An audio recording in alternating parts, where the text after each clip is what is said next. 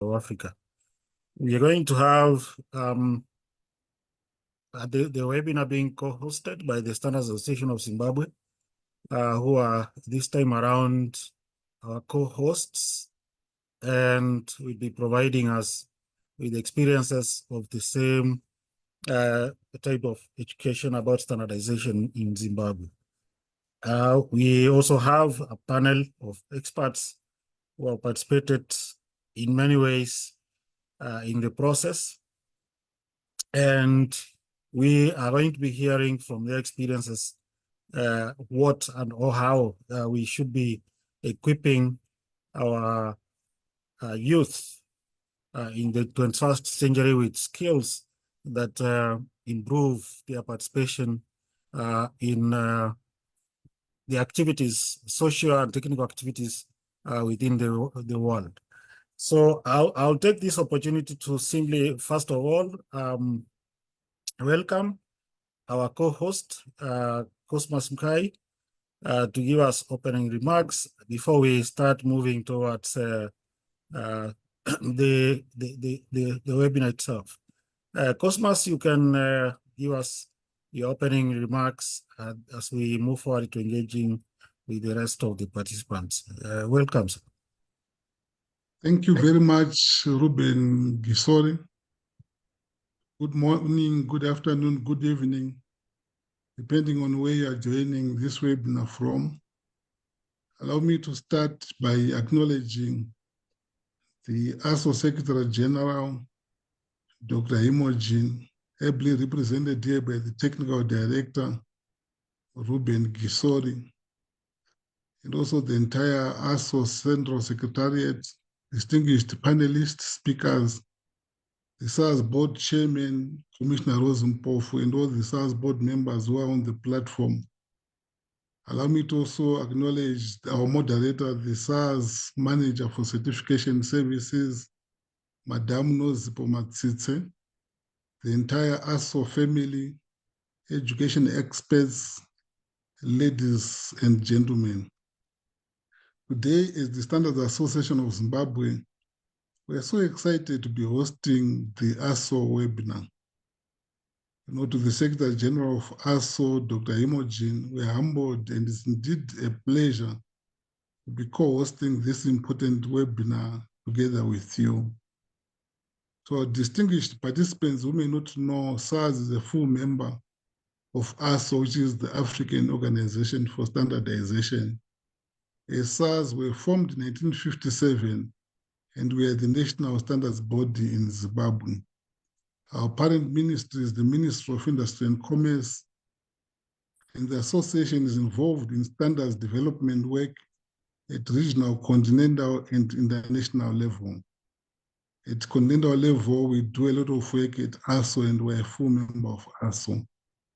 Besides standards development, the association offers standards-based training, and we are pleased to advise you colleagues on the continent that one of our most successful projects is when we collaborated with ARSO and the Catholic University in Zimbabwe to offer a certificate in standardization. Zimbabwe is a signatory to the Africa Continental Free Trade Area, and I'm pleased to advise that SARS has and continues to participate in the important work being done by ARSO for harmonizing standards so that we have African standards that facilitate trade among East African countries. This is to ensure that we increase intra-Africa trade of quality and safe products to meaningful levels and create wealth for our people. This is precisely why Zimbabwe's vision is that of being an empowered and upper middle income society by 2030. Distinguished participants, as we engage on making standardization and education systems work, despite pandemics like COVID-19 and the need to embrace digitalization for sustainable development, we should also be mindful that ARSO has harmonized more than 2,000 continental standards. These harmonized standards are available for use by industries in our countries once they've been adopted for use by the various national standard bodies dotted across the continent. And for Zimbabwe, the responsibility lies with the Standards Association of Zimbabwe. These tools are important as they ensure that once we have an African standard, with one test, the goods are acceptable everywhere on the continent.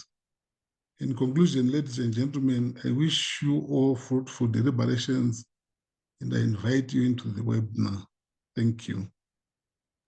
Thank you very much, Cosmos, for your very good remarks, setting the tone and indicating, of course, informing us about the Catholic University of Zimbabwe, Southern Africa, which is offering the course in standardization at certificate level. This is also to confirm that indeed the same kind of activity is under discussion. The Catholic University of Eastern Africa, which is based in Nairobi. What we've done at ARSO essentially is to have two levels of engagement. One where we have a master's curriculum that looks at having people who are already in employment or who want to specialize in issues of standards join training and get that master's degree in quality infrastructure, but with specializations, of course, in standardization or in standards development, conformity assessment, metrology or accreditation. So that is the kind of curriculum we already have.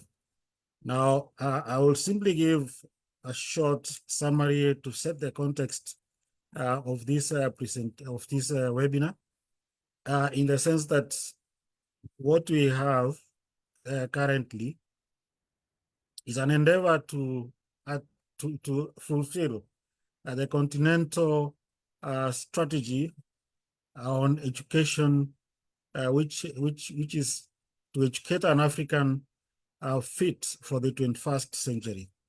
Why is that important? It is important that in the sense that when you look at most of the courses that are offered in our universities, they are good courses in their own line.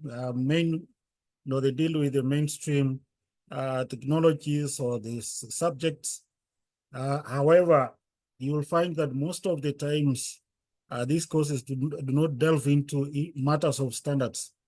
And we realize that standards affect every aspect or every facet of society, whether it is in terms of trade, whether it is in terms of governance, regulation, whether it's in terms of social organizations.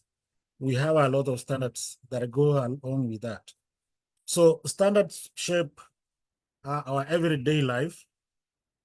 And in that respect, it is important that we are able to have education that corresponds to the aspects that we are looking at. Philip, I don't know whether you are the one running the presentation. Yeah, you could go back. So what we need, as I said, is education that enables us to utilize standards in our daily lives, which is what actually happens, because you can't start to imagine that there is any particular aspect of life that you actually deal with or that is not affected by standards, whether it is issues of the timing when you wake up and when you report to work, that is measured. So there are measurement standards in that respect. Whether it is the water that you are using in your house, the water is measured, the electricity is measured, and there are standards that ensure that the measurements are accurate so that you do not pay for something that is not exactly what you intended to have.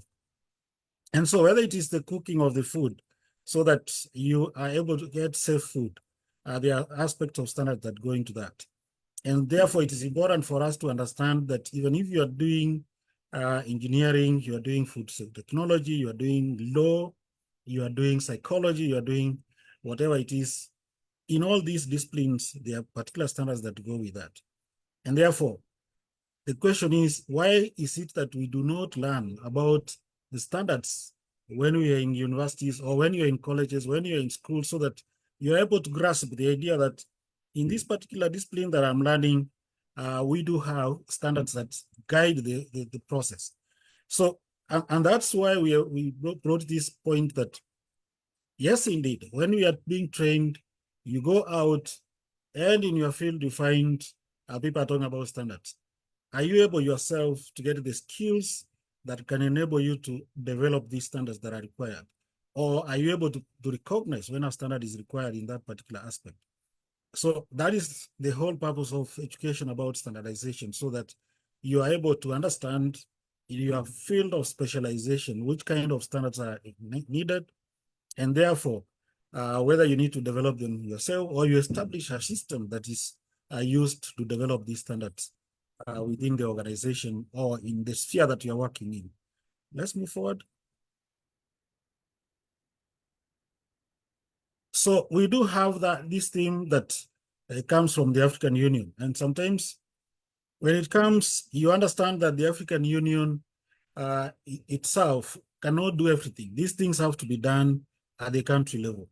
And therefore, it is important that our countries are able to do these particular activities by including aspects of standards or improving the skills that they offer to their students. Now, a lot of activities elsewhere or a lot of initiatives have been carried out. While in ARSO, we started this process from around 2005.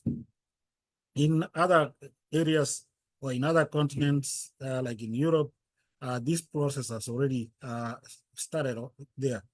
And this is championed by the Committee on Standardization, their Committee on Electrotechnical, and the European Technical Telecommunication Standards Institute. So these are activities foreseen by key institutions to ensure that they can do this. Let's move forward. And then we do have other initiatives elsewhere. For example, in Korea, that this is something that has taken root there. And it's encouraging to see all these initiatives and how they are worked out. Next. So why do we want to educate and ensure that we have competence in education about standards? When you look at our continent, for example, you'll find that in many cases, when you are faced with the idea of streamlining operations in various organizations, there is always the call for consultants. While in actual fact, you can have internal training or internal people understand the organizations much better, ensuring that they can develop the necessary standards which are required. For instance, if it is what we call the standard operating procedures, yes, these are technical documents that guide you within the organization, how to carry out various activities. Can you develop them within the organization? And that is exactly what we need to have, that knowledge that you're able to develop. I can move forward. Yeah, so this forms the basis for us to think of how we introduce standardization in our institutions and at what level do we want to do that. We are not saying that this has to be done only at the university level. We are looking at having this being done from the very early stages in the development of a student, from primary school, where you introduce the standards in a manner that just creates interest, and therefore an inquisitive mind that goes to check for whether this is something that they can pursue at higher levels. In secondary schools, where you have some ideas of competition, we do have various competitions on mathematics, we have science competitions, we have innovation competitions and all that. What is lacking is that component of standards. Whenever there's an innovation, can that innovation be aligned with a particular standard? And that's what we normally have lacking, so that we have inventions that are very good, but they do not comply with any specific standard. And we need those who are doing the innovations to understand what kind of standards go with them so that they can improve on the products and ensure that they can actually go to the market. Next. So who can be trained? We have a lot of people can be trained from the CEOs, policymakers, marketing experts, students, national governments, local governments, and all those that play a part in our social fabric to ensure that they understand what is required. And we have emphasized on this because sometimes there's this feeling that certain aspects can only be done by using the law and using the law without applying standards, so that whoever is, not complying with the law, then they get penalized. But can we utilize standards that people understand why you're asking for them to comply with that particular law? Or can those laws be anchored in standards so that it is easier for people to understand and follow? And then they can also be, measure that compliance. Next. And therefore, this is the field in which I think what we are going to do is to invite our presenters or panelists to start the presentations, because I don't want to go into the issue of exhausting the kind of the kind of knowledge we are looking for from our experts. I don't know whether Philip, if we have not checked. I don't know whether we have Professor Blind online, because he had requested that he could do his presentation early and then he could go. Professor Blind, if you are available, please, you can do your presentation before I hand over to the moderator for the rest of the panelists.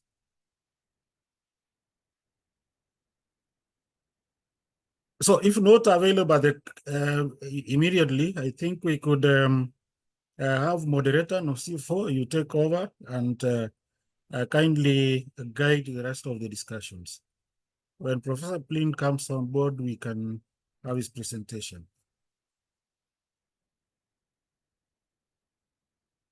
Okay, thank you very much, Mr. Gisori. Maybe before you proceed, can you confirm that you have covered your topic? Yes, I have.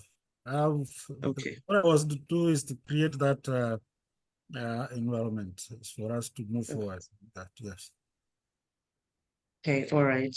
So probably in that regard, maybe I might just pose one question to you before we proceed. Yes, please. Okay. So what would you say are some specific examples of 21st century development needs, opportunities, and challenges, maybe in a nutshell? Thank you. Yeah, what we have in the 21st century needs. We need within the continent, if you look at what is required, is a massive opportunities for development. Now, these massive opportunities include aspects of infrastructure, food security, or food technology, social organization, and everything, and all those. So there are these opportunities for those who have taken the courses on standards to play a part in terms of being consultants, in terms of being managers, or in terms of being leaders in the realization of Africa's development aspects, be it in terms of food, be it in terms of infrastructure, be it in terms of health, and all these fields that require a lot of expertise to be realized in the way that we want. We do require, if it is in issues of research, people can critically look at issues. Critical thinking is required in terms of ensuring that we can carry out research that is responding to the needs of the continent. And therefore, when I look at it, is that the opportunities are immense. And currently, these areas that you find are dominated by expatriates from outside the continent, and therefore, we would like to see that we actually have the knowledge within the continent that can alleviate the shortage that we do have at the moment and ensure that we can do in a sustainable way, we can carry out our activities in the continent without strains or struggling I'd look for experts from everywhere in the world. Thank you. Thank you, Mr. Gisore, for your response. I think our next presentation, our next panelist is Professor Blind. Is he now on the platform such that he can share his presentation?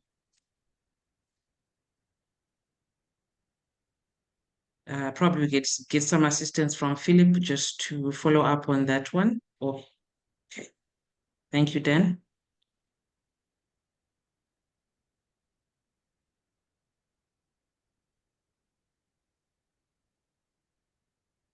Okay, Dan, confirm you are sharing Professor Blind's presentation.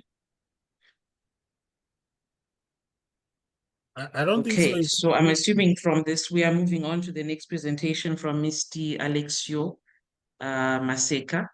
Yeah. I hope he's on the platform. Yes, he is. Okay, perfect. Okay, so Mr. I am. Maseka. Yes, Thank you, Mr. Maseka. Thank you. Okay, so Mr. Maseka is going to be presenting on the implementation of education about standardization at the national levels. He's going to be giving us national experiences and policy issues, particularly from Zimbabwe Catholic University Initiative and curriculum. So Mr. Maseka is from Zimbabwe, and he's a standardization expert with various experience with various standards starting from 9001 and also ISO 21001. So Mr. Maseka, yes. you can share your presentation and proceed. Thank you. Thank you. My presentation, let me share it. Where do I go to share my presentation? Okay, if you go to the bottom of the screen and you highlight there's a share screen in green. Yes, share screen in green. Yes, I've got it. Yes. And then you choose your presentation from there. The presentation that I submitted, am I right? Yes. Alternatively, if there are issues, maybe Dan can assist. Yes, the presentation that I submitted, maybe Dan can assist. Or I can present the 5-minute one, slides. Yes, maybe Dan, whilst you can probably start on your presentation and then Dan can be sharing the screen as well. Okay, but let me share the 5-minute slides presentation. Is it on now? I'm sharing. Yes, yes, we can see the conclusion. Is there now? Maybe you Okay. can start from the That's beginning. the start. Yes. That's the beginning. Yes. My sub-theme is implementation of education about standardization at the national levels, the national experiences and policy issues, Zimbabwe National Universities, Zimbabwe Catholic University Initiative and Curriculum, and others initiatives that we have for Zimbabwe. Okay, sorry, Mr. Maseka. Yes, ma'am. Is it possible to put it on slideshow, please? Yes, it's on slideshow. It's a PowerPoint presentation. Yes, it's not showing slideshow from our end. Yeah, can you click on the video part in the... On the video part? On the video, yeah. Okay, let me do that. Down. It is down. Yeah, okay, there. Is it okay now? No. I should close that video of me. No. You see where you have, you can increase the, there is plus and minus, okay? Near this, there is a symbol, you click on it. Yeah, go down, yeah. Left, no, where you go, where you were before. Yeah, click, yeah, this one. No, yeah, this one, click on it. Click, yeah, it's fine. It's okay. So you're okay now? Yeah, that's okay. That's okay. Yeah, that's okay. Thank you very much. Sorry for the delays. So on my introduction, I presented an overview of ISO 21000 Educational Organization Management System. That it is the first standard for implementing the requirements of elements of education systems, specifically focusing on the curriculum and policies. The importance of aligning educational objectives and policies is one of the critical success factors for educational institutions through the implementation of this international standard. And there are principles that are related to the implementation of this international standard, which are equitable distribution of knowledge. We also talk about gender equality. We also talk about the programs, where we are saying the programs must be focused in terms of aligning with the requirements of the specific programs. So those are the key elements in terms of implementation of this standard. And also focusing on personalized learning, and also interested parties, also participation in the implementation of this standard. The requirements, I won't belabor the point by talking about the requirements of this international standard. I think we are all familiar with the requirements of this international standard and applications, and this webinar addresses the clauses of this international standard. All the key concepts that we have come up with, I see them being reflecting the requirements of the international standards. And also this international standard is applicable to various educational organizations. Various organizations, including early learning centers, universities, vocational training schools. It's also applicable to academies. All institutions that provide education can implement this international standard.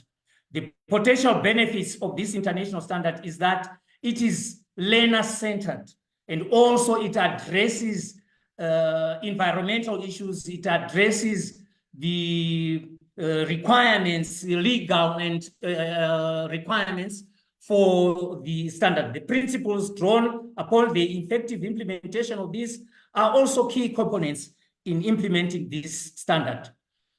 Come zeroing in on Zimbabwe, the initiatives that we have in Zimbabwe as the Standard Association of Zimbabwe, first and foremost, we are collaborating with academic institutions like the University of Zimbabwe.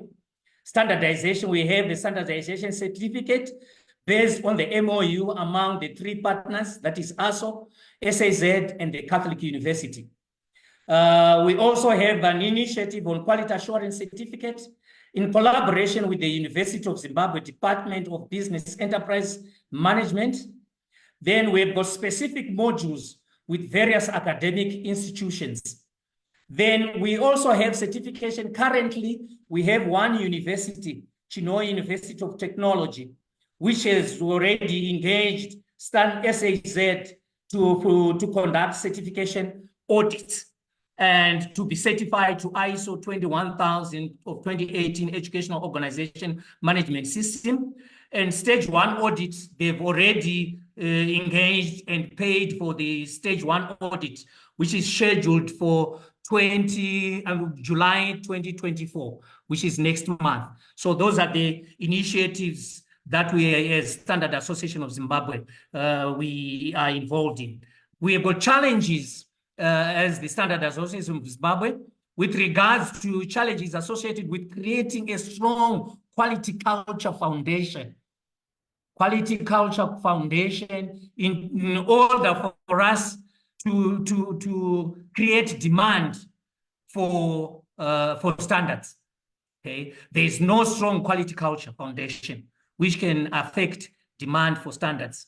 Also, curriculum development for standards in education needs to be aligned with the fast changing environments and new areas.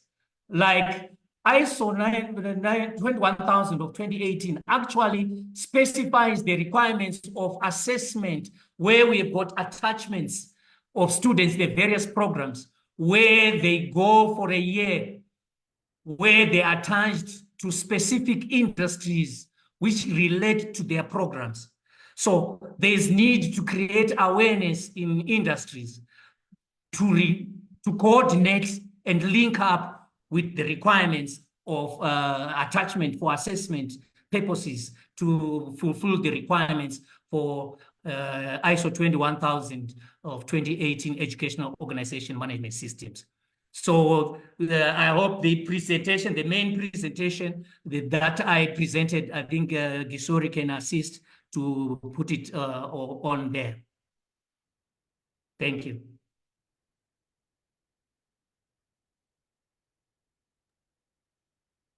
Okay, thank you for your presentation, Mr. Maseka.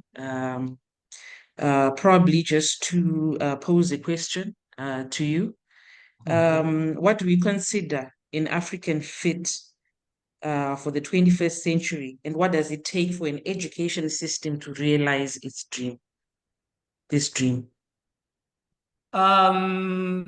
The most important thing that I consider is the implementation of ISO 21000, specifically to what I alluded to earlier on, is with regards to the making the educational system bespoke to the learners' environments and the various economic value chains that we have in Africa. That is one of the key success factor for the 21st century in terms of education and standards, is the implementation of the requirements to suit the specific environments or economic value chains of the learners. That is one of the most important issues for a fit for the 21st century for Africa. Also aligning with our African quality policy.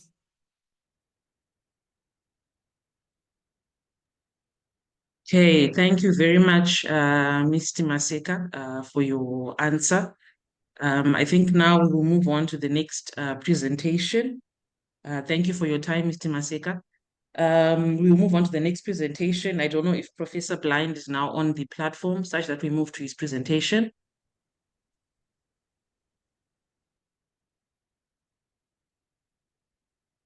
Okay, all right. So let's move on to the presentation by Dr. Ati Kosla. And Dr. Ati will be talking to us about the importance of having a responsive education system, institutions and policy, the ISO 21001 Educational Organization Management System Standard Policy and Guidelines. Dr.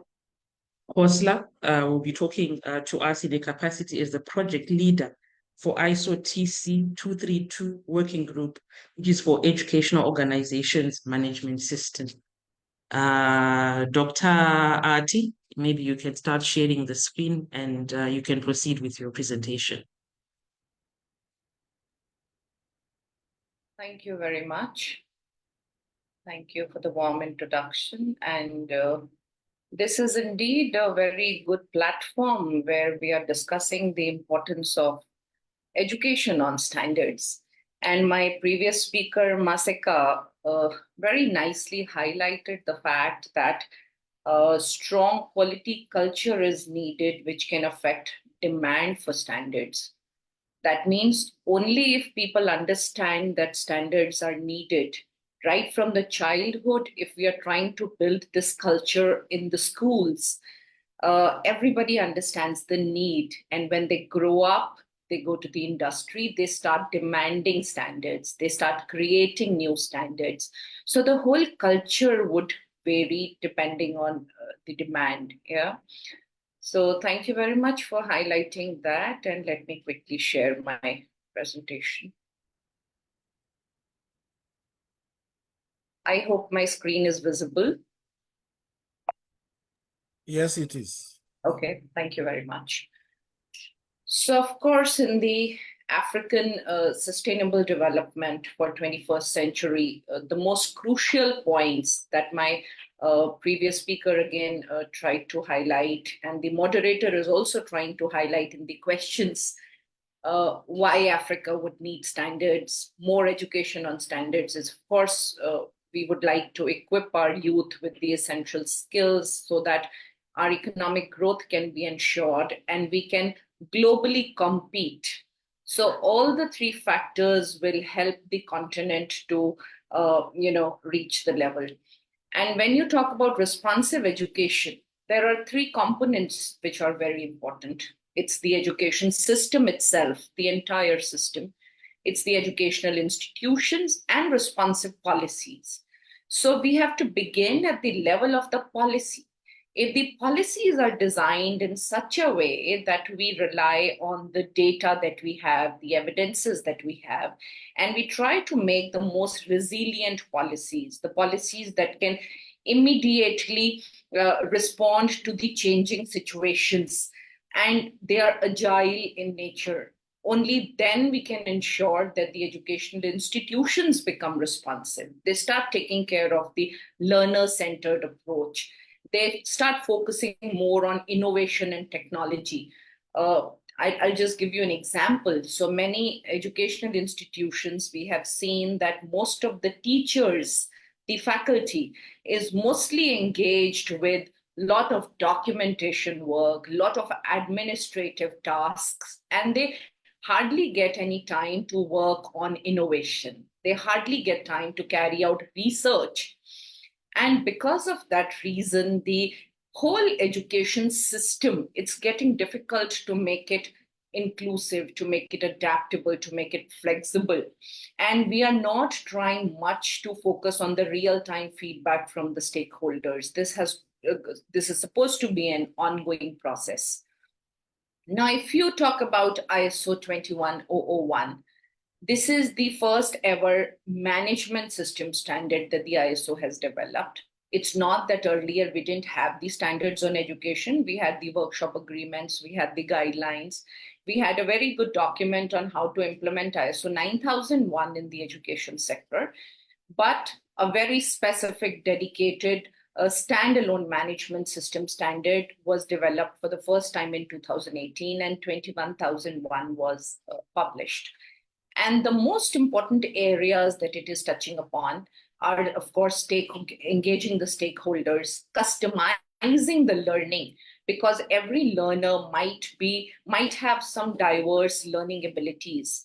So looking at the individualized requirements of the learners, the curriculum has to be planned in a way.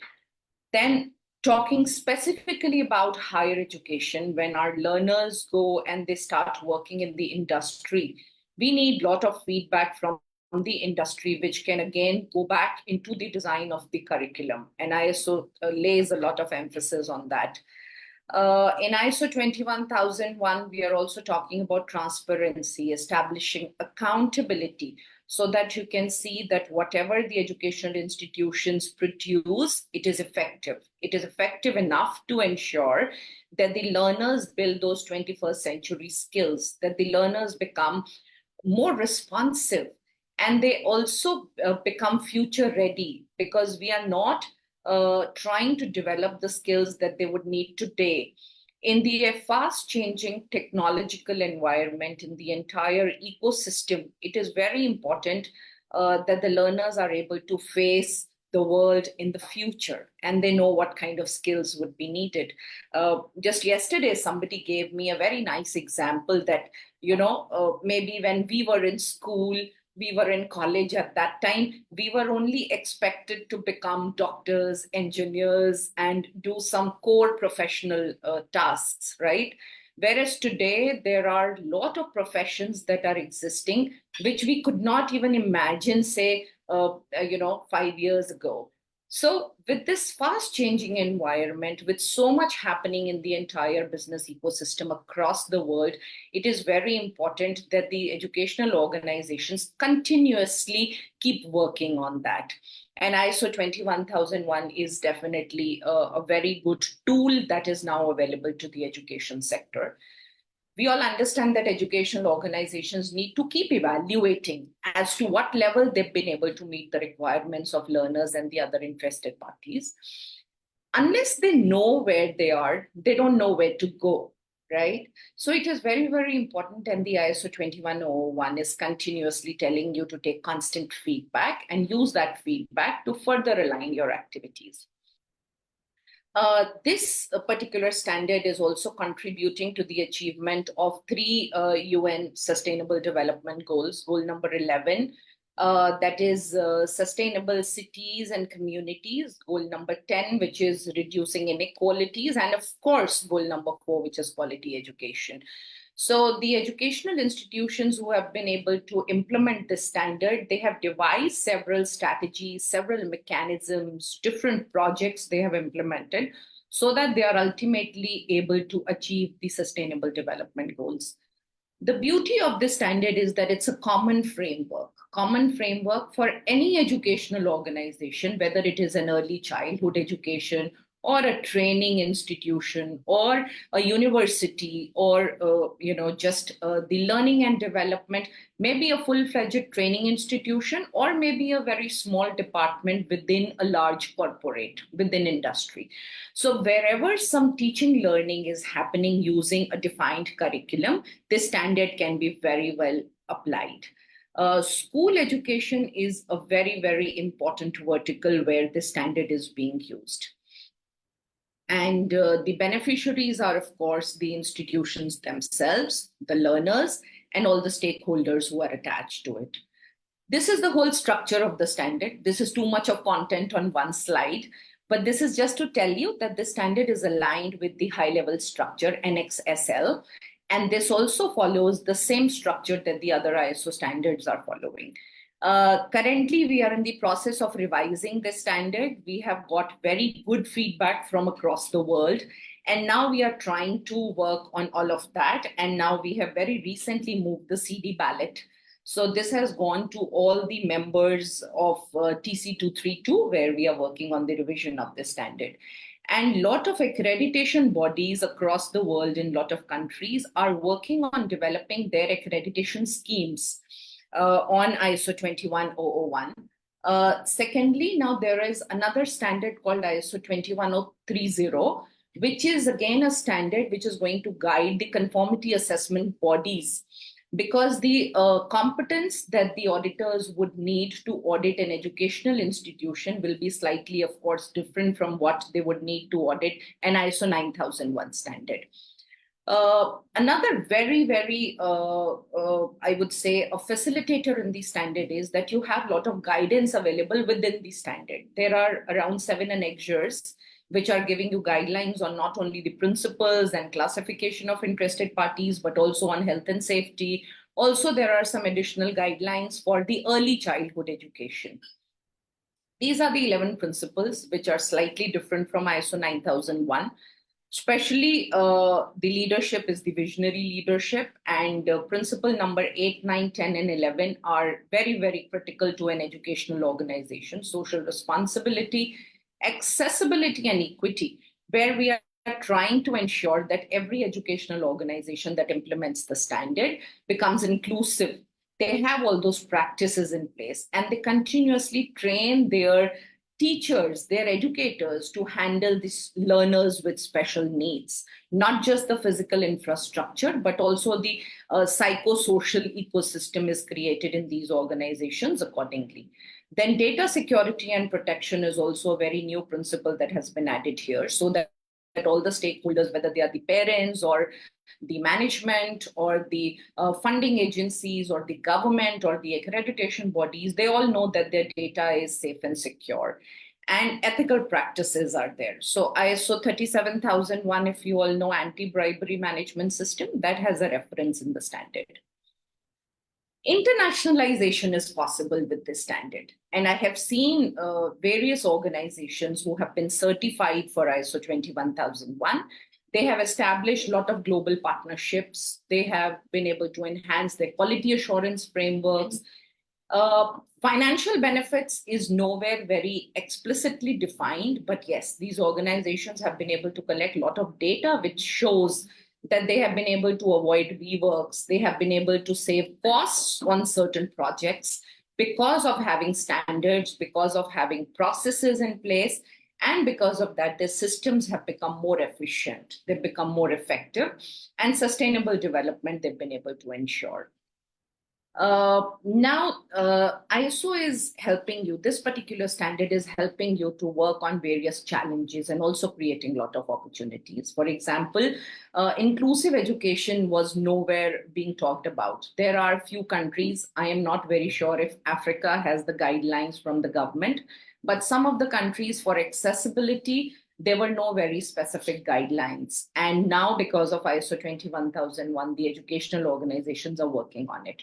Especially if I talk about a country like India, where the higher education authority, the accreditation authority, has very recently told all the educational institutions to go for ISO 21001 so that they can rely on the systems and accreditation becomes a simpler activity. Then resource management, of course. And teacher training has become a very, very important component so that these institutions continue to enhance the capacity building activities for their educators, continue to enhance the focus on learners and make a lot of collaborations and ensure ethical practices in place. So this was all about the standard. Now, my final remarks are that, of course, a lot of countries across the whole world, they need to understand, they need to have a lot of experts who understand what is an educational quality management system, EOMS. Whether the implementers or the auditors, both need to understand that this particular standard can solve a lot of problems. This is not just a tick box, of course. Education being the backbone for any nation, it is very, very important that this particular standard is taken very seriously when the implementation is happening. And every university, every school, every college does it with extreme, I would say, engagement from the leadership, which is needed. And yeah, the last point, beneficiaries, whether it's the parents or the industry or the other stakeholders, they pay for the trust. They don't pay only for the educational services. That's it from my side, and I'll be happy to take up questions. Thank you. Okay, thank you so much, Dr. Ati. I was about to stop you there, but then when I saw final remarks, I was like, I don't have to do that. Okay, but then anyway, you're just within time. So maybe I'll just pose one question to you. What would you say are the key 21st development strategies and requirements that standards address, and how do standards fit into these requirements? Maybe you can zero in on ISO 21001 whilst you're giving us your answer. Sure. So there are a lot of organizations that I am associated with who have implemented, who have been certified. They have created a lot of success stories. And these success stories are not just in the teaching learning process, but also in the other support processes, right from the admission of the learner to the passing out of the learner. Every process has been streamlined where effectiveness and efficiency is being ensured. In fact, I sometimes get very surprised to see that people have been able to evaluate that in numbers. With the ISO 21001 standard, it was very difficult. I never knew that people could really use it in that way. So it's a good evaluation tool. It's a very good framework to know how much you've been able to satisfy your stakeholders, and their feedback you can always use. Your research and innovation using digital tools for the personalized learning, and most importantly, addressing the diverse learning abilities of your learners is what this standard can really help you with. And it can ultimately build a very resilient education system. Thank you. I hope I've been able to answer you. Thank you very much. That was a very good response. Thank you, Dr. Ati. I think we'll probably move to the next presentation. Thank you once again. I think if there's anyone with questions, they can put them in the chat box, and then probably at the end, when we're finished with our presentations, we can probably address some of those questions if we have some time. So our next presentation is going to be from Bill Rivers. I already see that he's on the platform. And Bill is currently the chair of ISO TC 232, that is ISO Technical Committee 232 for Education and Learning Services. Bill, welcome. You can go ahead with the presentation. And thank you, Nozifo. It's my pleasure to be here. I am excited by the level of participation and interest. I note that we have 160 participants right now. My remarks will be relatively brief. I don't have a prepared presentation, though I will show a couple of infographics. And once that material is ready, I will send it on to the organizers.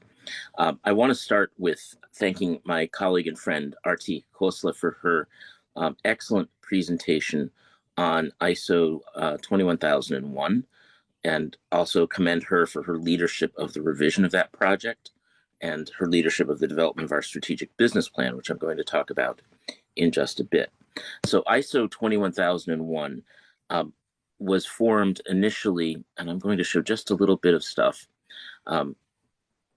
formed initially in the late teens. I became involved in 2011 during the development of the standard on language learning services.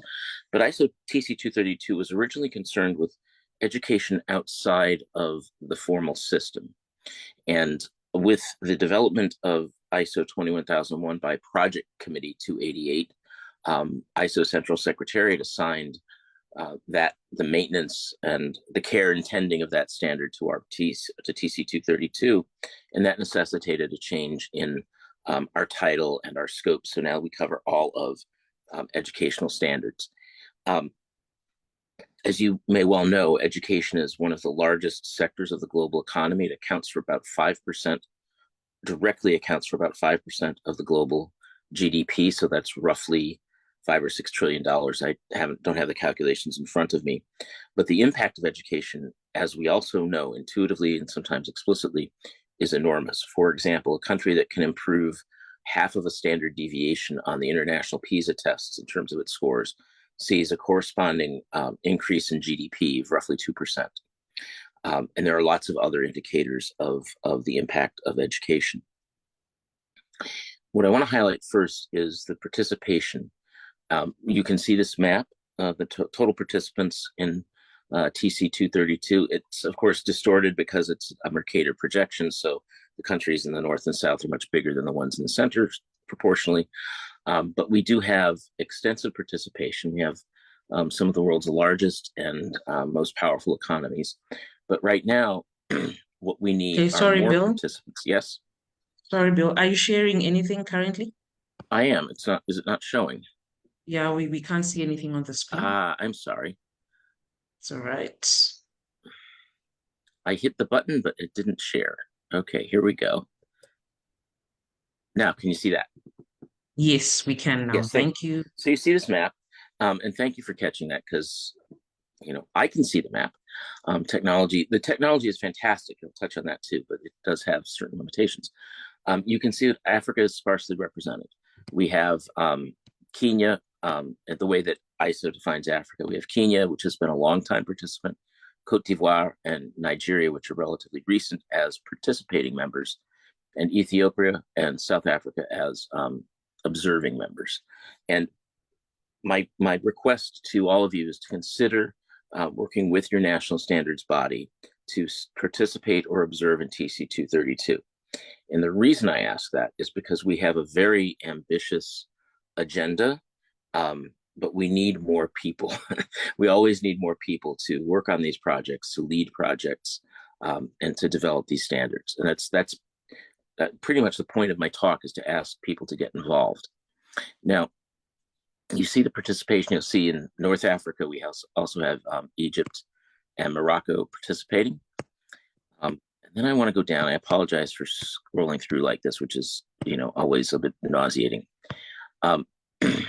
This is just a list of the standards which we have developed thus far. And so we have learning services outside of formal education service requirements.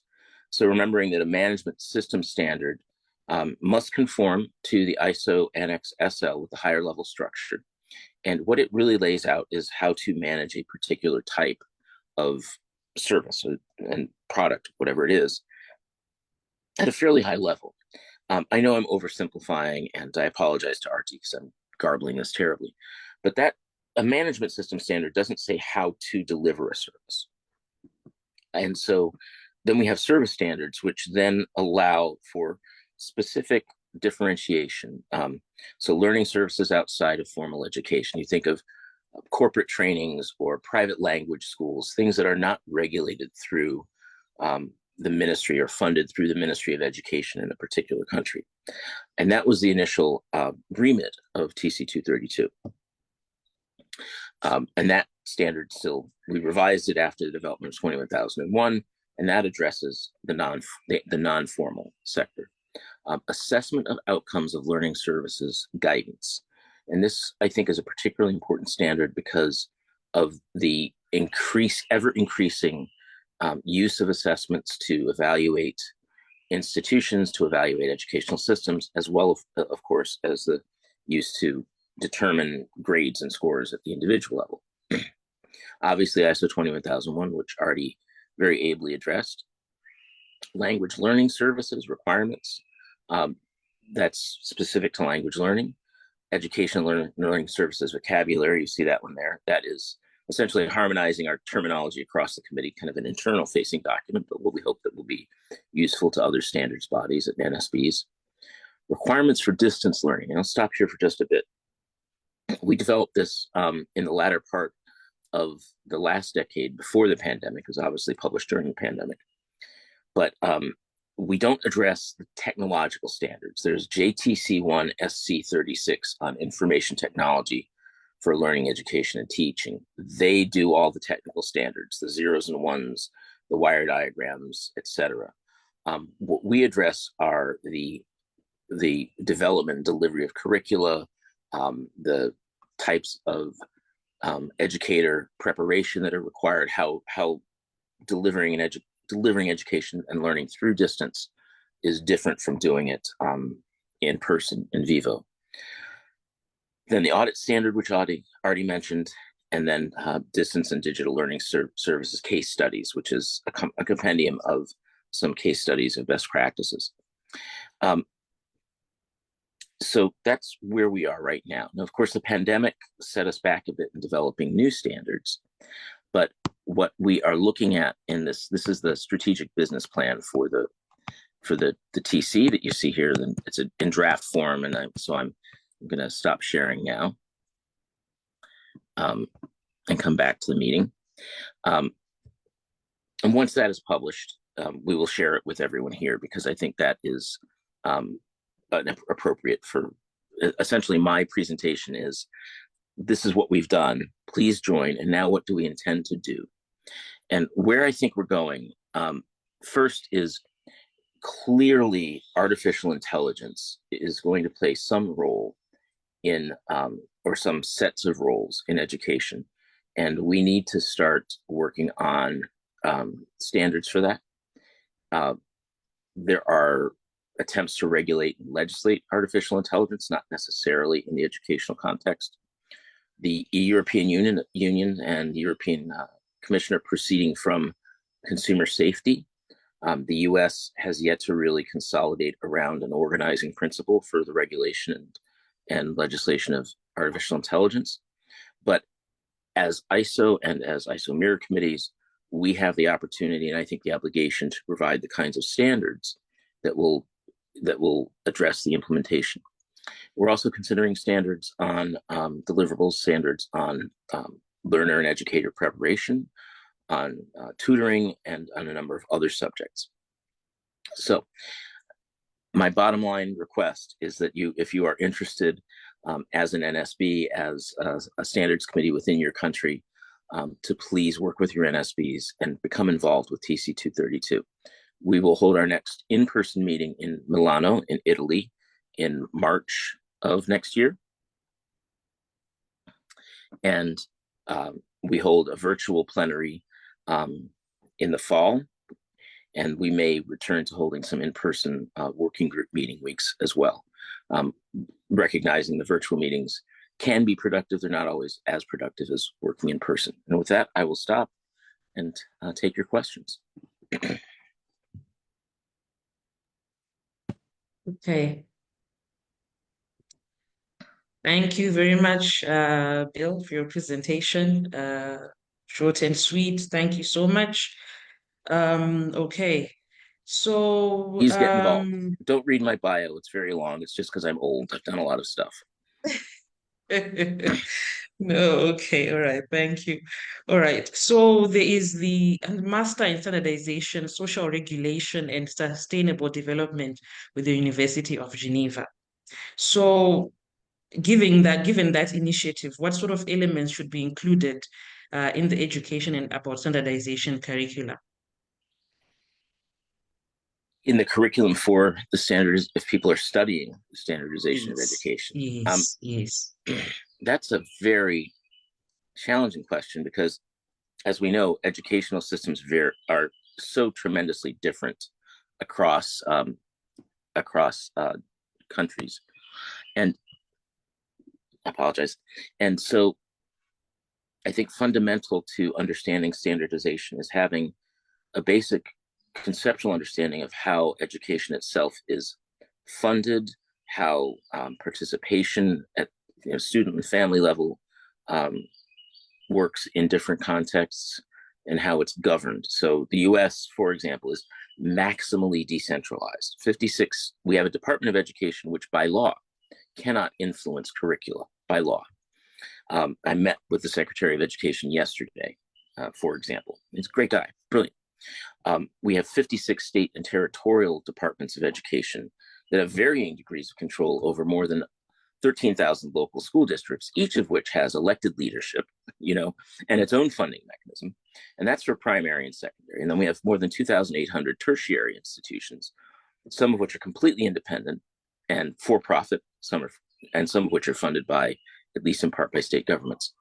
And all that is by way of saying that can be bewildering. And then when I go to other places where there's, Ireland or France, a single ministry of education, and everyone who's teaching kindergarten through postgraduate works for the ministry, right?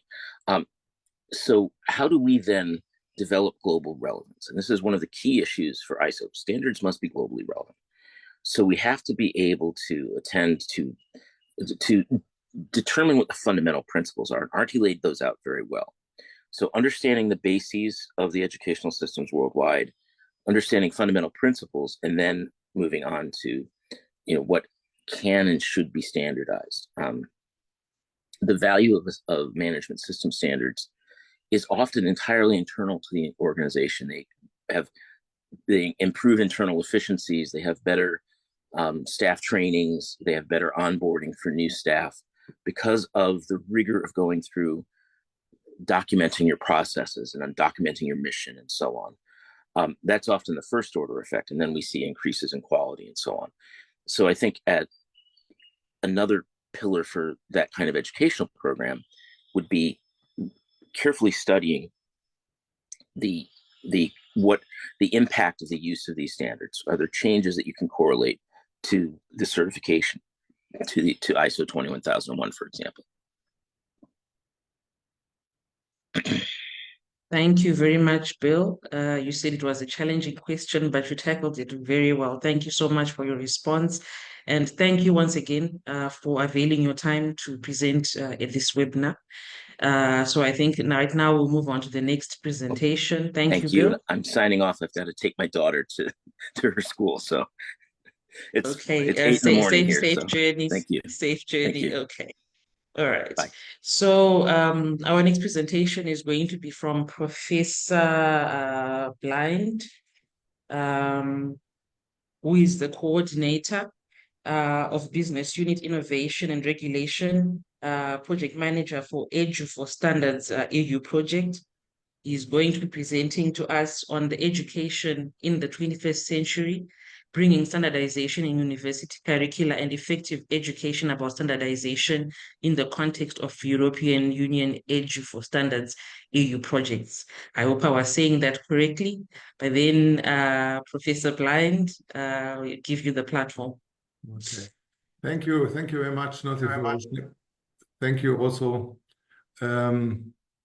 for giving me the opportunity to talk to you. And let's see. Okay. Okay.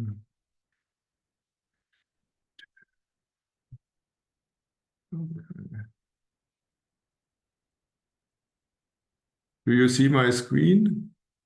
Yes, we can. You can proceed. Probably you can put it on a slideshow.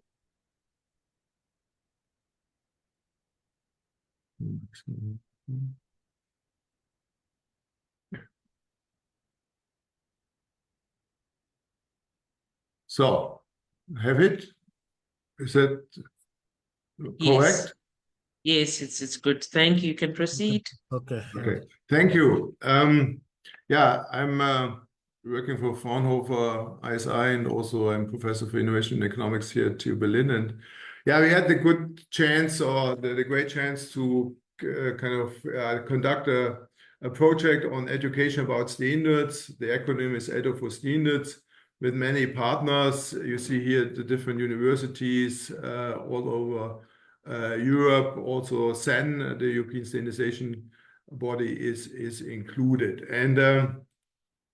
And here I'm also quite happy to share this with you, because I think maybe it's also beneficial for you to have an idea what we are doing.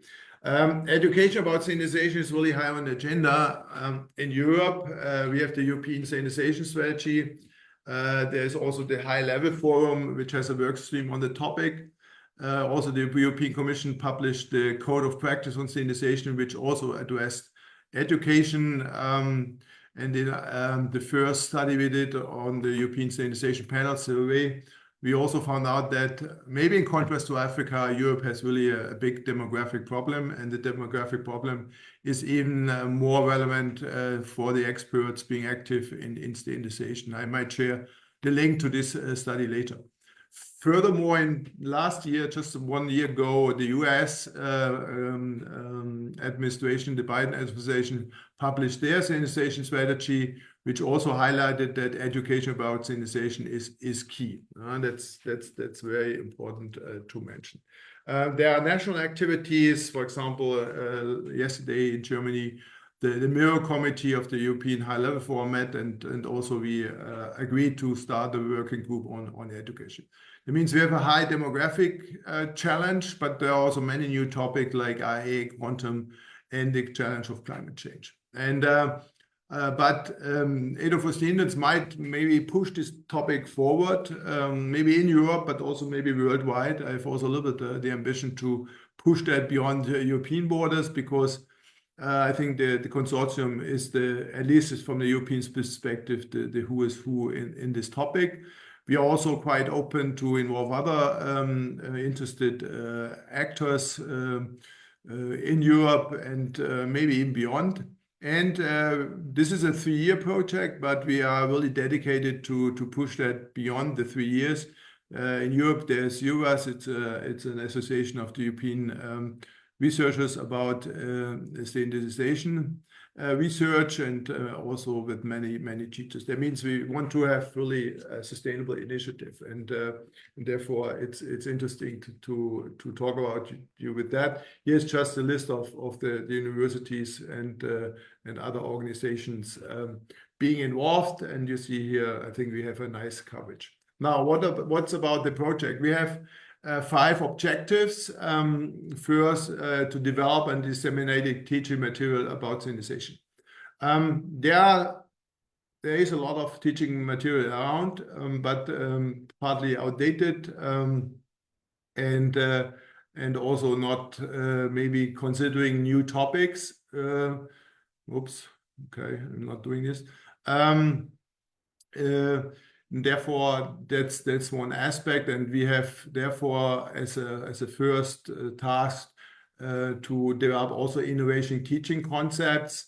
And one maybe element to mention is that we are also using games, strategic games, serious games, to simulate standardization situations.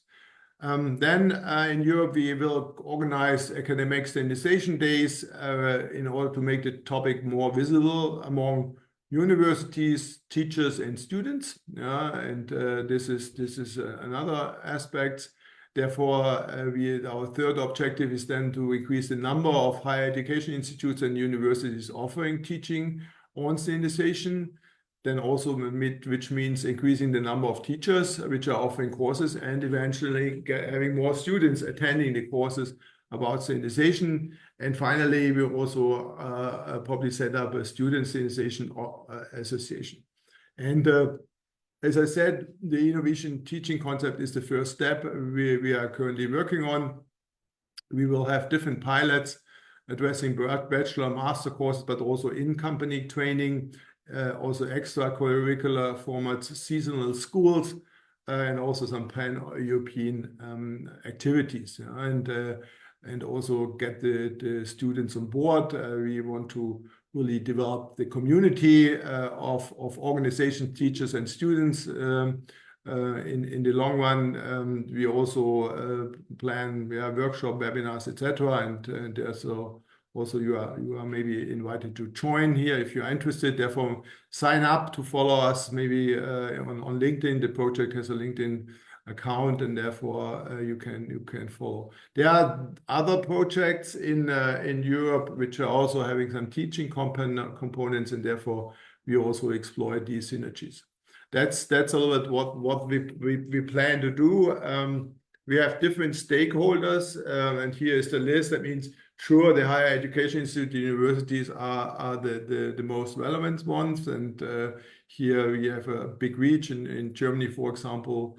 We also work with the standardization organization together, and they have already developed a network of, I'm not sure, between 50 and 100 organizations. Also getting more teachers on board, considering also different organizations like also ARSO, IEC, and others, but also the European ones, students associations, and then very important, the SCOs in Europe.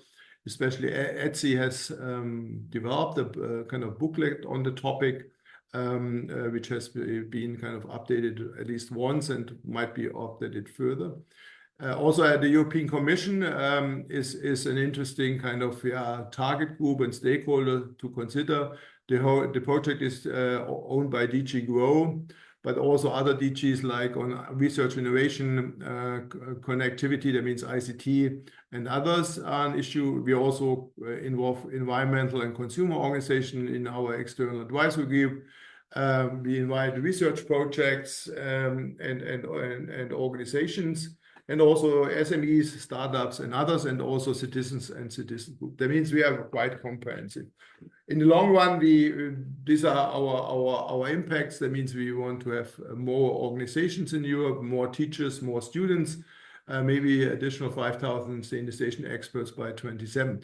Just for an example, in Germany, more than 1/4 of the experts is above 60, and therefore either already retired or being to retired soon. Therefore, we have a big need, and in Europe, we have around 150,000 experts, and if 1/4, that means 50,000 are going to retire. Yeah, we have to have new experts to be involved. It means also more courses, more modules, especially also addressing the digital and green transitions is an issue. And it was mentioned before about standards on education, about standardization. There's already an ISO international workshop agreement number, I think 10 or 12. We will do a SEN workshop agreement. That means a European document, but which might be also maybe leveraged to the international level. That's the topic. If you are interested, please kind of invite us and maybe contribute in our webinars, maybe also in events if you are in Europe once around. We are active on social media, and also maybe link us to other relevant organizations, maybe universities in Africa. But I'm quite open for further ideas. Yeah. Thanks a lot. And now I'm open for questions if you are interested in further topics around what we are doing. As I said, we are quite early in the stage, but we have already some internet presence. I can put the link to the webpage in the chat, and you can follow. Yeah. Thank you very much, Professor Blind. Very brief. And I will put the link in of the project in the chat, because then you can also see more about what we are doing, who is involved, what are the next events. And for example, just promotion next Wednesday, I think, no, next Thursday, July the 4th, starting at 11 o'clock, we have a first webinar on ideas about the innovative teaching concept colleagues are developing in the context of the project, and therefore you are invited to join who is interested in the topic, because the problem is more and more to get the students kind of really attached to the topic and attractive, to being attractive for them to come to our courses, and therefore we have also to think about, yeah, what do the students of today need? One colleague, they are into games. Okay, games is important, but I think that's not sufficient. We need a little bit more than just gaming and playing standardization games. Therefore, we also think about other ways to really kind of present quite attractive stuff and material, which at the end also really kind of improves the skills of our students related to standardization. okay, thank you. Thank you very much for that. I think you can share the link in the chat.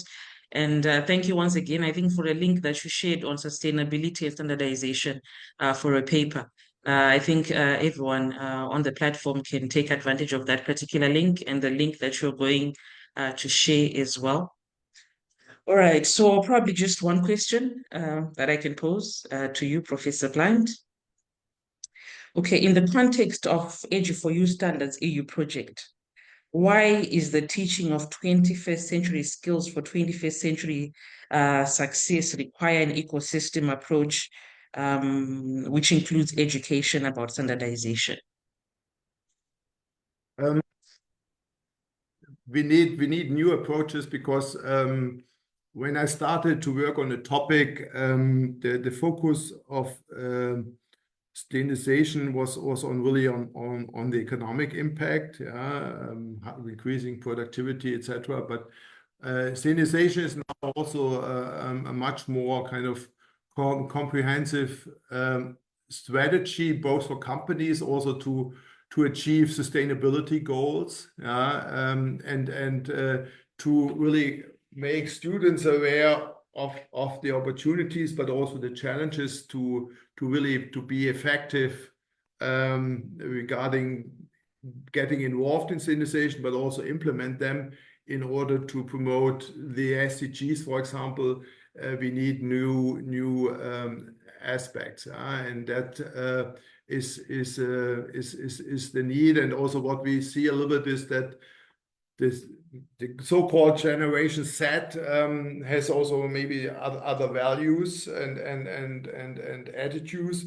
And the last point, which is unfortunately becoming more and more relevant, that standards are also playing an important role on the geopolitics. That's an issue, and therefore the originally quite kind of narrow focus on really maybe solving technical problems with really developing standards is much broader now. It was then having an economic aspect. It has now a sustainability aspect, but now even a geopolitical aspect and dimension. And this is quite complex, and therefore students have to be trained and taught and taught how to deal with these different challenges in order to make at the end an effective contribution to standardization processes, and also being able to implement the standards maybe in their organizations. That's has hopefully answered your question. Thank you. Yes, you did. Thank you. Thank you very much for that response. Thank you once again for your presentation and taking the time to join us. I think we'll just move on to the next presentation and just encourage everyone to make use or take advantage of the links that you have put in the chat. Thank you once again, Professor Blind. Thank you for the invitation and the interesting event. And I'm looking forward maybe for follow-up events when maybe also some colleagues maybe can present something about the innovative teaching concepts they have developed so far, maybe by the end of the year, to share them also with you to get their feedback from all you experts. We're looking forward. Thank you. Yeah. Okay. Thank you for that. Moderator, perhaps what you can remind our presenters is that we shall be having the last word at the end of the presentations when the last presenter is given. So if they don't mind, they can still keep on, and then they can give us the last word before we close. Thank you. Okay, thank you for that reminder, Mr. Kisore. So panelists, take note, there will be on our program, there's a section for last final remarks from each of the panelists. So, okay, with that reminder, we move on to the next presentation by Miss Zaneta Lakova. Oh, I hope I've said that correctly, but welcome on the platform from Bell University, Slovakia. Okay, she's an associate professor. I won't attempt to say the name, then it's on the screen. And then she'll be presenting on education on standardization, return on experience of the UNECE WP6 initiative. So, Dr. Lakova, you can present, share your screen, and go through your presentation. Thank you. Thank you very much for the welcome. I will try to share my screen and my presentation right now. Can you all see it, please? It's coming on. Yes, it is. Maybe you can put it on slideshow. Yeah. And Dr. Lakova, I'm going to give you 5 to 7 minutes to go through your presentation such that we meet our times and maybe take a few questions. Thank you.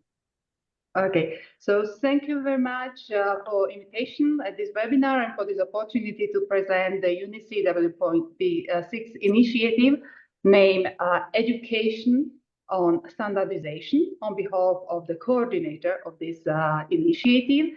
As you can see on the right side of the slide, education on standardization is among 6 important areas of work covered by Working Party on Regulatory Cooperation and Standardization Policies, WP.6.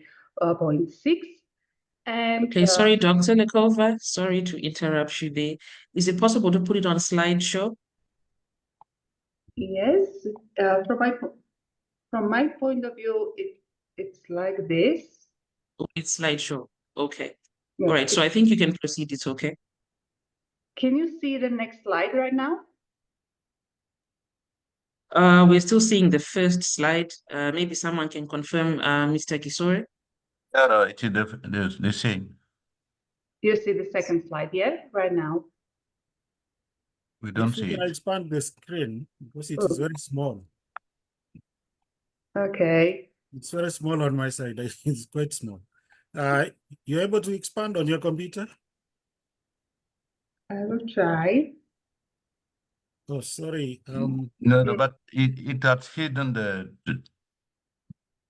Okay. Sorry. I'm sorry for this technical You issue. can try, there's a button at the bottom. If you go to the bottom of your screen, next to the plus or minus, it's another button for initiating slideshow, such that it fills the whole screen. Yeah, I will start again. Yes.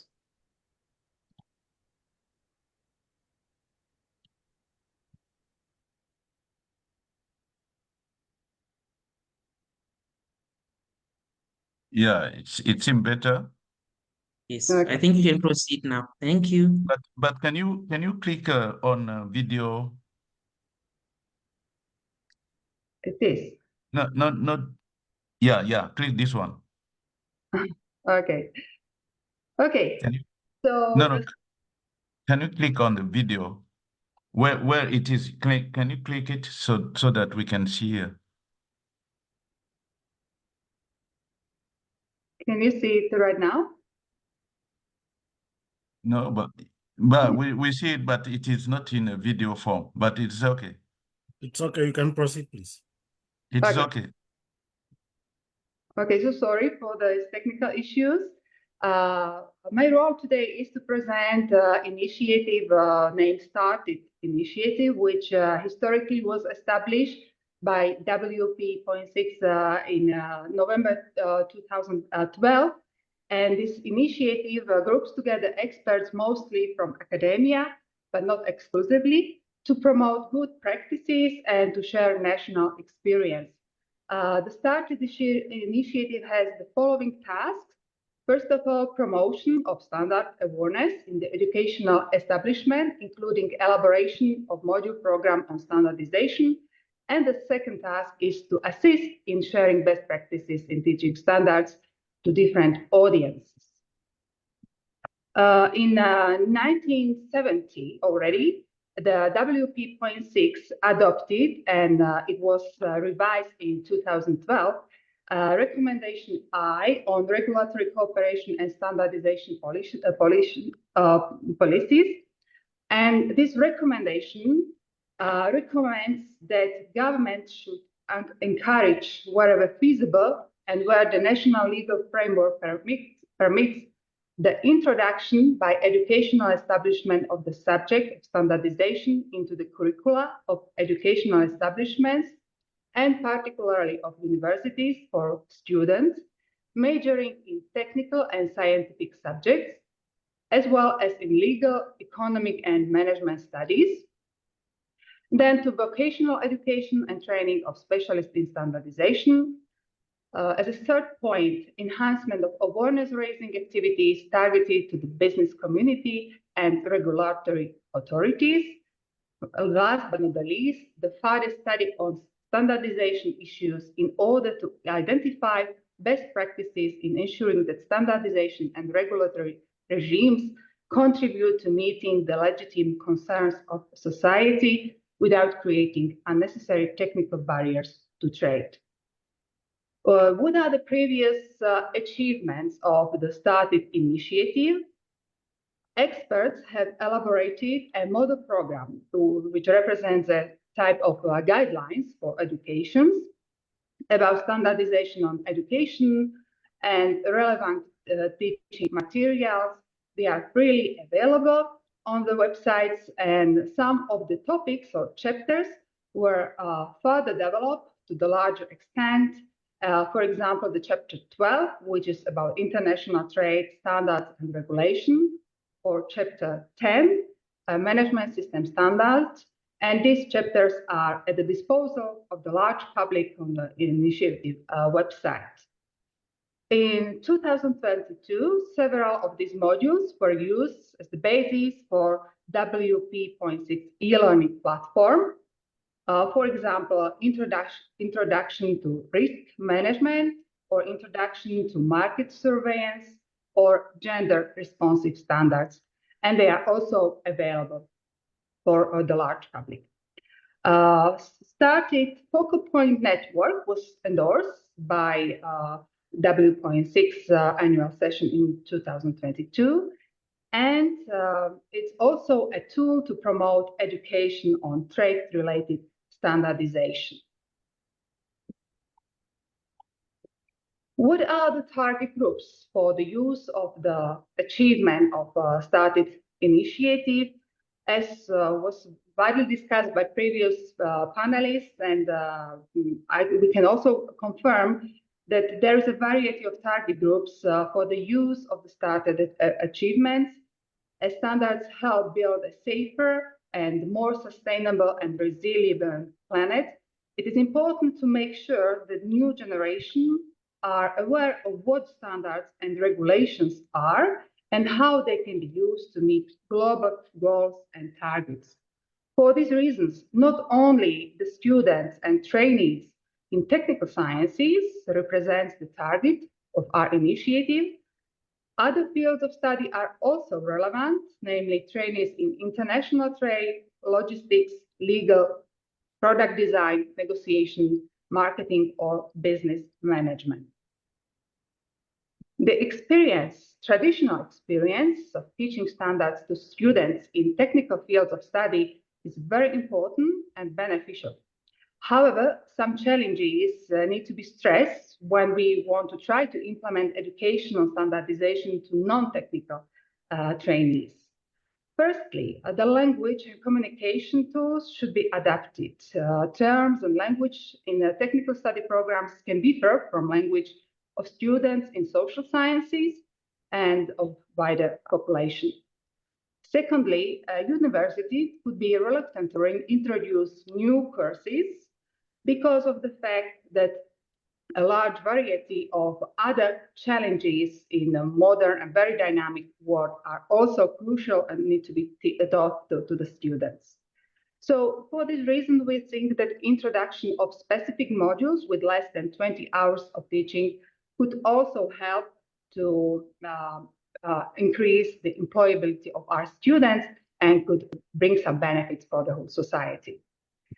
The third point is that training materials need to be updated to current dynamic environment and especially to the new approach, to the new generation of students, which are much more open if they are working with case studies, if they are trained in the way of learning by doing, whether if they are using e-learning platforms and so on.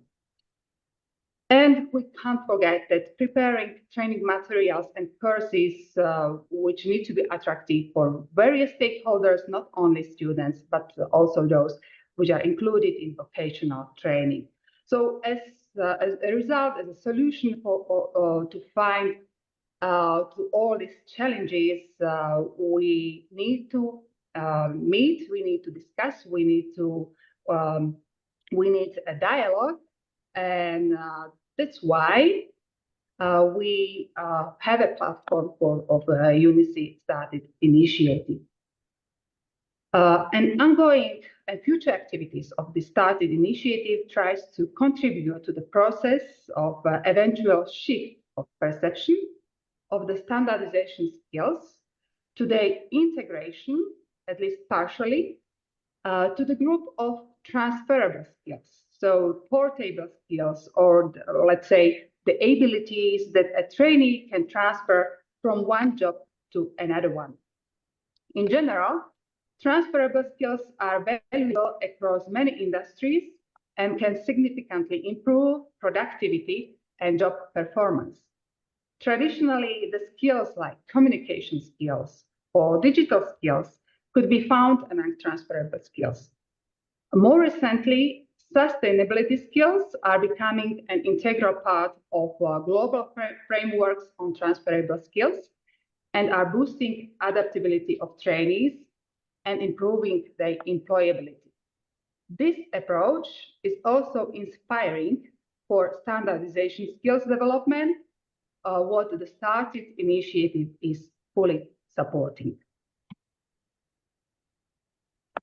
The started initiative is used as a platform for discussion and exchange concerning. Sorry, Dr. Lakova. I think there's a challenge with your slides. They don't seem to be moving. I don't know which slide number are we at now? Oh. We're still seeing the second slide. So I'm really sorry because I'm really moving toward the last of the slides. No, it's okay. I think presentations will be shared after the webinar. But I think just for everyone to get along, to also be on track with you. Maybe you can just share the current slide you're at now. Okay. The last thing what I would like to say is to invite you to all the initiative, and I think I will also share it in the chat with you, the website of Started Initiative, to see what are the ongoing activities and what are the next meeting of our initiative, because we organize a webinar online meeting next week as well. And will be also a possibility to share your knowledge and your experience as the members of this online meeting as well. So I'm really sorry for these technical problems we were facing too, but I hope that the main message was transferred. And for sure, the presentation itself will be available for all the participants after the meeting. So thank you very much for your cooperation. Thank you, Dr. Lakova, for availing your time. We thank you for your presentation as well. And I think some of them already shared. If not shared, you can just send to the ARSO Secretariat and they will share with the rest of the participants. Maybe just one question to you. Why is education about standardization important for achieving of 21st century education expectations, requirements, and sustainable development?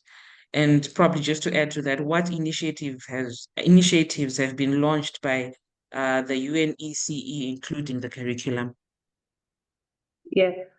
Okay. So it is important, as it was said by previous panelists, that if we want to achieve the sustainable goals in general, it's very critical to take standardization skills into account and to give the possibility for the new generation of students and the experts later to gain these skills.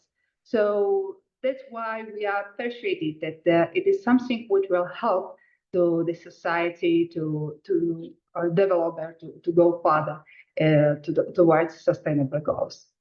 And UNICEF initiative itself is proposing study materials which need to be developed and which need to help to those who would like to teach education at universities to make their work, their everyday work, a little bit easier to and more accessible for the students.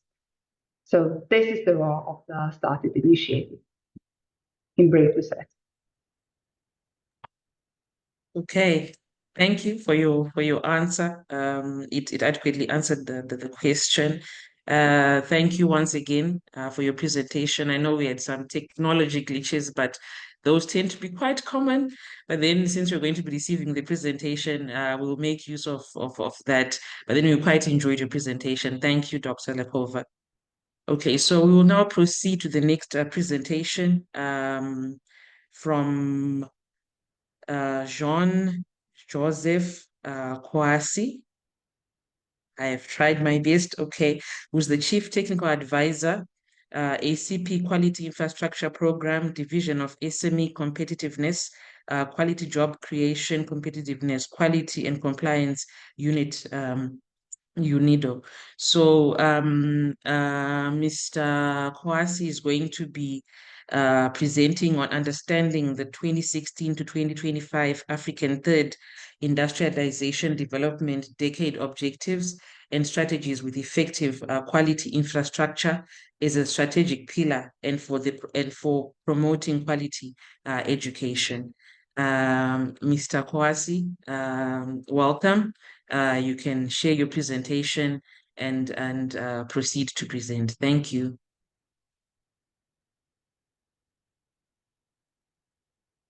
Thank you, Madam. Let me share my screen.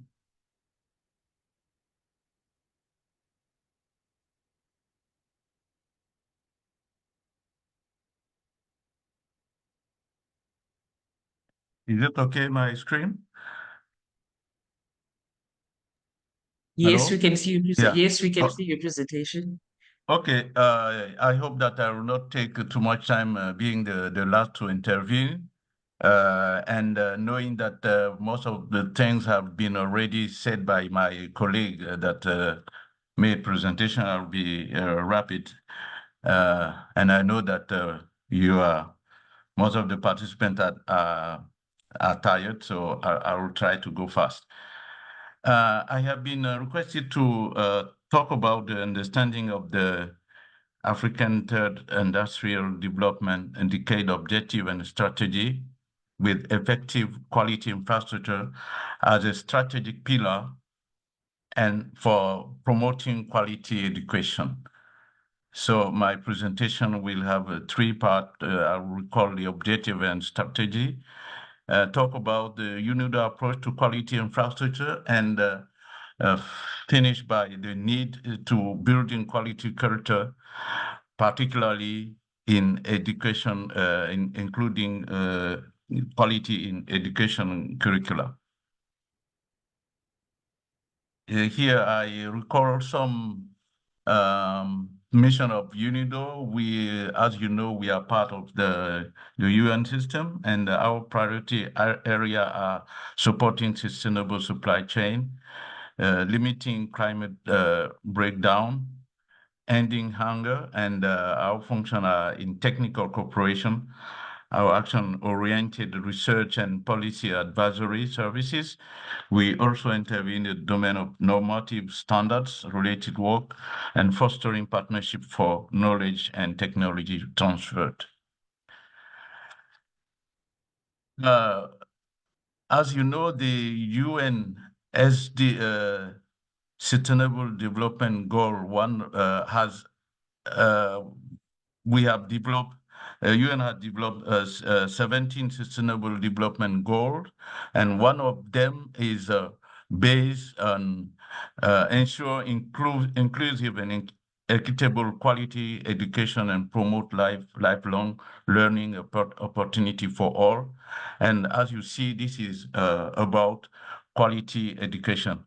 And based on this, what you call quality continental educational strategy 2016-2025 had been established, and it is underpinned by communication, governance, and implementation framework for its delivery at the national, sub-regional, and continental level, and had developed 12 strategy. I'm not going on the 12 strategy, but I recall some important of them, particularly to revitalize the teaching professional to ensure quality and relevance at all levels of education, harness the capacity of ITC to improve access, quality, and management of education and training system, strengthen the science and maths curricula in youth training, and disseminate scientific knowledge and culture in society. And this one revitalize and expand tertiary education, research, and innovation to address continental challenges and promote global competitiveness. So these are some elements of this strategy. And when in 2016, the UN General Assembly proclaimed the third industrial development decade for Africa by a resolution. This resolution has specifically requested to UNIDO to develop, operationalize, and lead the implementation of the program in coordination with the African Union Commission, the New Partnership for Africa's Development, and the Economic Commission for Africa. And another request was to foster in partnerships, coordinate with other relevant UN entities, and organize joint initiative in favor of industrialization, including technology, etc. Based on this, one of the UNIDO strategies has been the promotion of the development of effective quality infrastructure in Africa, including initiative on awareness creation, training, capacity building, and quality education. So for UNIDO, all the 12, 11 elements in terms of strategy should lead to achieve one of the goals, taking into account the environment, such as the climate change, energy transition, digital transformation, sustainability. We had a case of COVID, but taking into account the reality of the environment, of the reality of the market, for example, the limited of changing human resources, the weak infrastructure, etc., etc. So for quality infrastructure, the UNIDO approach is this one. UNIDO approach to quality and standard, and this approach is systemic and based on market need. For UNIDO, everything that you have to develop should correspond to a demand. So, and for this, standardization is a core element. And the element to be considered in this quality infrastructure should be at the governance level, where you have to deal with regulatory framework, quality policies, etc. And in the past years, UNIDO has supported some regions such as ECOWAS to establish the legal framework to develop its quality infrastructure, including the development of a regional quality policy. And the other element is also to work on quality infrastructure institutions to reinforce their capacities in terms of metrology, standardization, and accreditation that are the pillar in terms of quality, and then move to increase the quality infrastructure services that provide quality services to the market and to all the system. And then have action on enterprises by upgrading and work on the development of value chain, and finally achieve the consumer by building awareness and capacity building. This is the way UNIDO sees the whole system of quality. So I will not go on the detail of this. You will read it, but you will see that we have specific concern regarding SMEs competitiveness and market access, the recognition of compliance of products and services, and the effectiveness of harmonized policies and framework. That is very important, for example, for Africa. In the case of the AFCFTA, it is important to have harmonized system to be able to compare the quality of the product and services coming from various regions of Africa.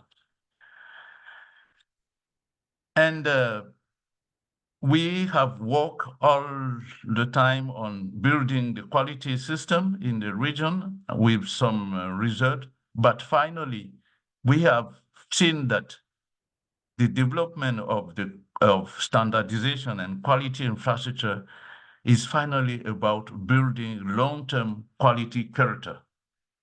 If the quality character is not developed, you have a market that is not quality demand, and all the system is blocked. And this quality character should be built based on the awareness of the population on quality matters. We have seen that in the market, for example, we have it had been presented the standard ISO 21001. That is a new standard to be developed. But you will see that the main problem to implement this standard will be if we don't have people trained to, we don't have evaluators, we don't have auditors, we don't have consultants to support university to establish this system, it will be a problem. So the need of training is important. And the training also at university level, at secondary level at university, at tertiary level. Most of us, for example, me, I started in the quality system by working at the standardization body. I didn't have a specific training in standardization, standard development, quality infrastructure, etc. And it is when working that I got specific training. But the real need is that we have to train students going in the market, going in the enterprises. They need to know what is about standard. They need to know what is about metrology, etc. During this presentation, we are talking about only standardization. Yeah, that's right. But we, as UNIDO, we are talking about training on quality in general, because standardization is the most important, one of the most important pillar. But there is also the other domain where all what you have said during the presentations is also valid. We need. Sorry, Mr. Kouassi. I'm giving you 1.5 minutes to wrap up. Okay, I think that I have finished. Okay. So it all is about developing quality culture in all the domain, as I was saying. And for this, UNIDO has already developed experiences for quality and education, particularly in West Africa, where we made a study on introduction of quality infrastructure at university level in ECOWAS region, with identification of the needs, proposal of action plan and training of some teachers in quality infrastructure. We have made, during the SCP QI program we are implementing, we made a study to identify the need of quality infrastructure in education curricula in Africa in the framework of the program, the ongoing program, and we have planned to, one of the activity is how to facilitate the teaching of quality and the introduction of quality infrastructure in education curricula. Apart from that, we have also developed some specific training that you see here. And yeah, I think that I can stop here. So we are quietly interested in the subject of this workshop. It is very important that quality should be included in the educational curricula to develop the quality demand, but also to prepare the government, because before taking decision regarding quality, even the government people, they need to be trained. They need to be aware. So thank you very much for this opportunity given to UNIDO to talk about its experience. Thank you. Thank you very much. I think you've made even my job easier in terms of your last remarks, where my question was, do we need quality education? Which you've already answered that question. Thank you so much for your presentation. So I think now we'll just take, I think, 2 questions that I picked from the chat. I think 1 question was already answered. I have 3. It's for the others. Apologies if I'm not able to attend to them now, but then I'm sure ARSO will be able to attend to your questions and send responses. So one question was from Michael Moyo, where he had asked when we can expect the revised standard of ISO 27001, of which I think that was replied by Dr. Arti, where she indicated that there's currently a draft international standard, so which means it's almost out.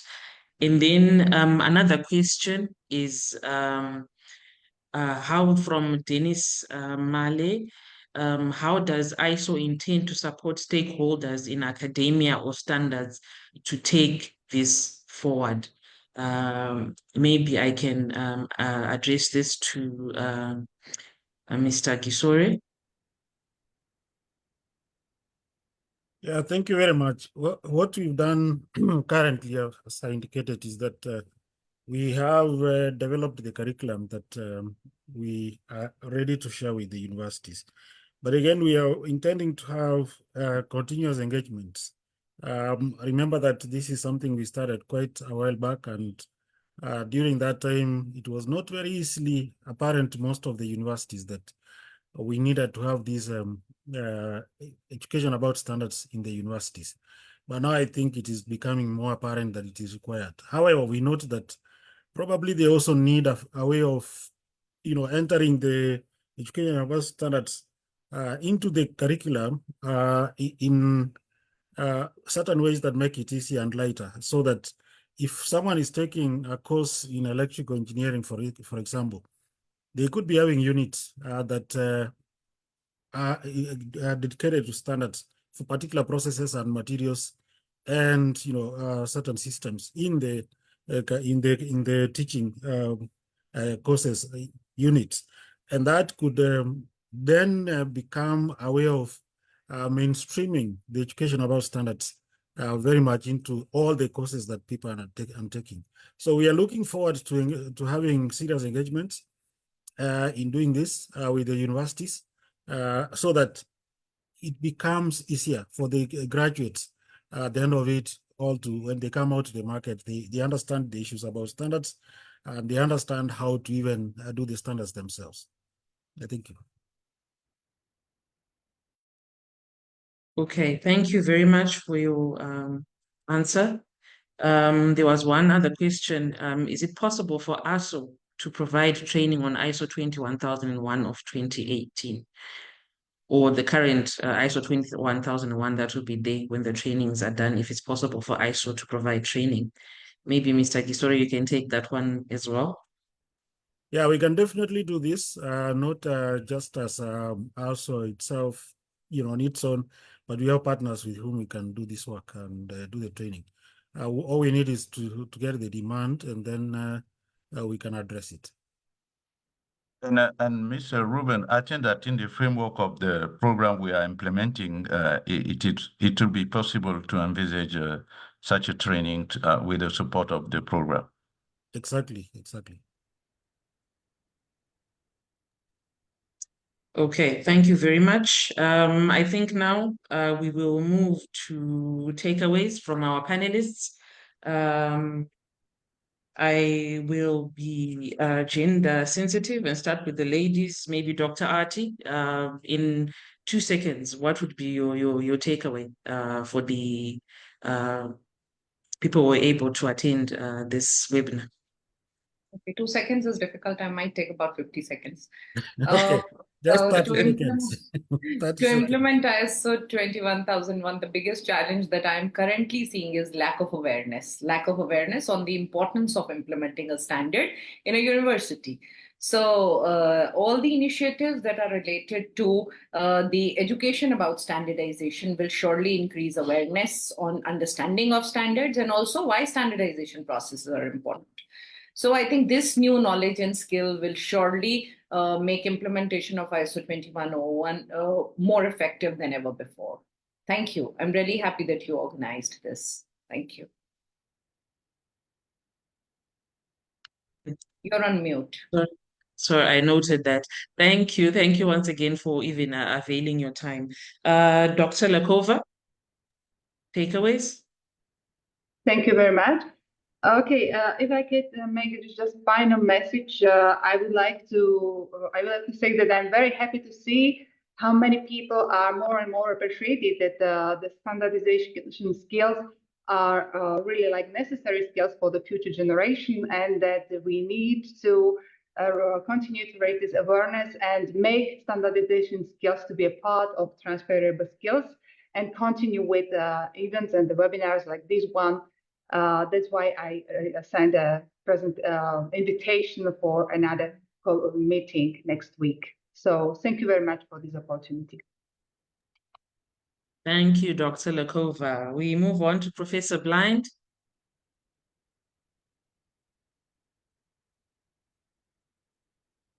Okay, Professor Blind, give you some time. Maybe we can hear from Mr. Maseka if he's still on the platform. I am on the platform.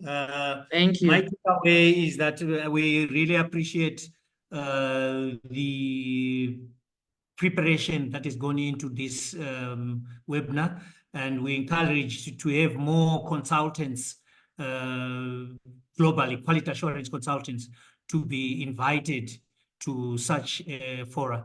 And going forward, there is no substitute for quality infrastructure in educational sector other than implementation of this standard. Thank you. Thank you very much for that insightful takeaway. Maybe last but not least, we can hear from Mr. Kowasi.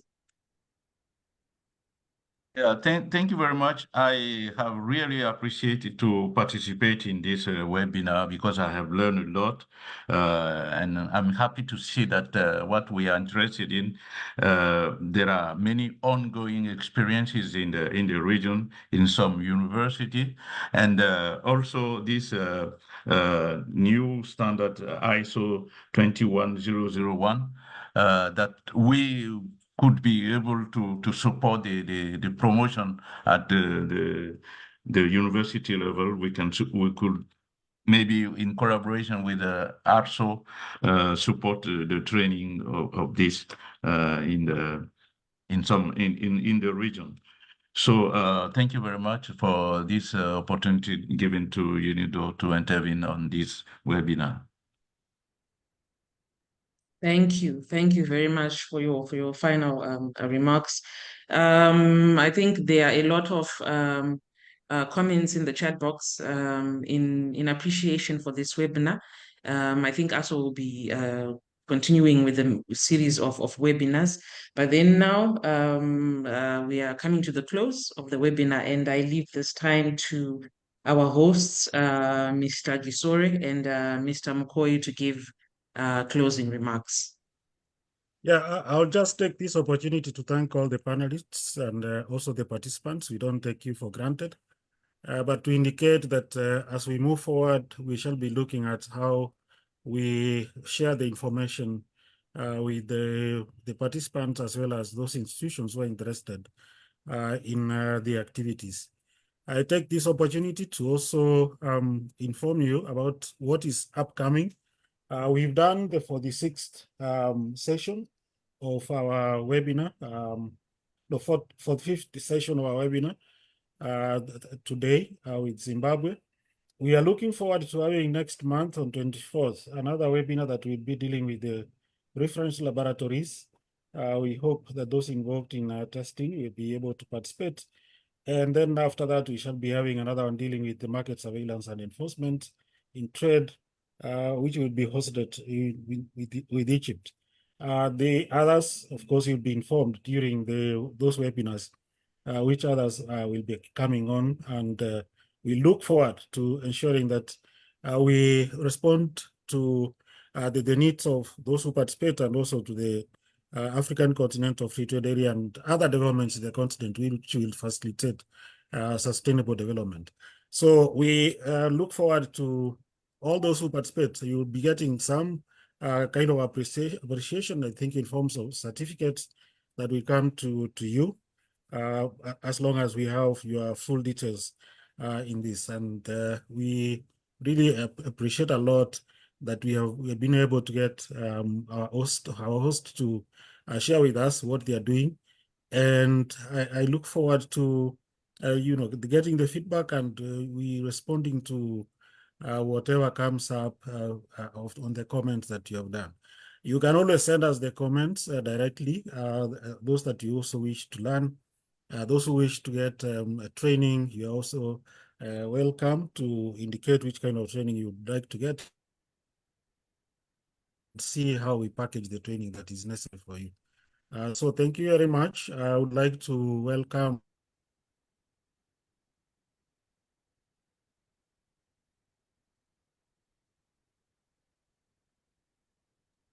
So Ruben, we don't hear you now.